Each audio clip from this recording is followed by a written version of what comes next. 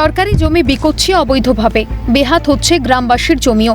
প্রতিবাদ করলে উচ্ছেদ করে দেওয়ার হুমকি। স্থানীয় স্পঞ্জ আয়রন কারখানার বিরুদ্ধে ভুরি ভুরি অভিযোগ ঝাড়গ্রামের আদিবাসী অধ্যুষিত মণিটপা মোহনপুর এলাকার লোধা ও শবর সম্প্রদায়ের বাসিন্দাদের।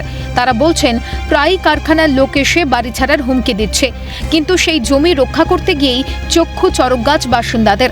জানা যায় রাজ্যের সরকার বাসিন্দাদের জমির দলিল দিলেও মিউটেশন তাদের নামে করে দেয়নি। যে সুযোগকে কাজে লাগিয়ে স্পঞ্জ আয়রন কারখানা এই জমিগুলো হাতানোর চেষ্টা করে। প্রশাসনের একাংশও নাকি এই কারচুপির সঙ্গে জড়িত। এই জায়গাটা এইখানের যে যাদের জমি ছিল তারা আবার রেশমি মেটালিক্স কোম্পানিকে দিয়ে বিক্রি করে দিয়েছে। তো এই জায়গাটার মধ্যে একবার সরকার আমাদেরকে দিল, তারপরে আবার কি করে এই যে জমিটা বিক্রি হতে পারে সেটা আমার জানা ছিল না। মানে আপনাদের কি এখন জমি কেড়ে নেওয়া হয়েছে? এখনো কেড়ে নেওয়া হয়নি, তো নিতেও পারে না, আর কি আছে। কেউ ধমকি চমকি? হ্যাঁ, ধমকি চমকি তো দিচ্ছেই। এই আবহে মাথার ছাদ বাঁচাতে দিন আনি দিন খায় মানুষরা সরকারের শরণাপন্ন। জমির দলিল সহ বৈধ নথি নিয়ে প্রশাসনের দুয়ারে সরব ও লোধা সম্প্রদায়ের বহু মানুষ।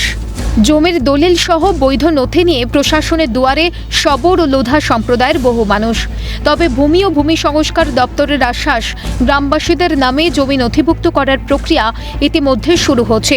দ্রুত হবে সমস্যার সমাধান।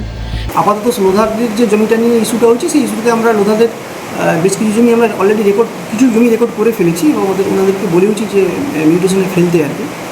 তো অ্যাজ আর্লি অ্যাজ পসিবল যদি মিউটেশনে ফেলে আমরা হয়তো বাকি জমিগুলো আমরা রেকর্ড করে দিতে পারবো এবং এই ইস্যুটা হয়তো সলভ হয়ে যাবে আর কি। কারখানা কর্তৃপক্ষের বিরুদ্ধে ঝাড়গ্রামের একাধিক সরকারি জমি বেআইনিভাবে দখল করে বিভিন্ন ব্যাংকে বন্ধক দেওয়ার অভিযোগে সরগরম গ্রাম এলাকায় ক্রমশ বাড়ছে জমি মাফিয়াদের দৌরাত্ম্য। জোর জুলুম চালাচ্ছে কারখানা কর্তৃপক্ষ। ভূমি সংস্কারের সামান্য আশ্বাসে আদৌ কি ঘর বাঁচবে তাদের? পাশে কি থাকবে প্রশাসন? প্রশ্ন থেকেই যায়। বিদেশ বেড়ার রিপোর্ট, ক্যালকাটা নিউজ।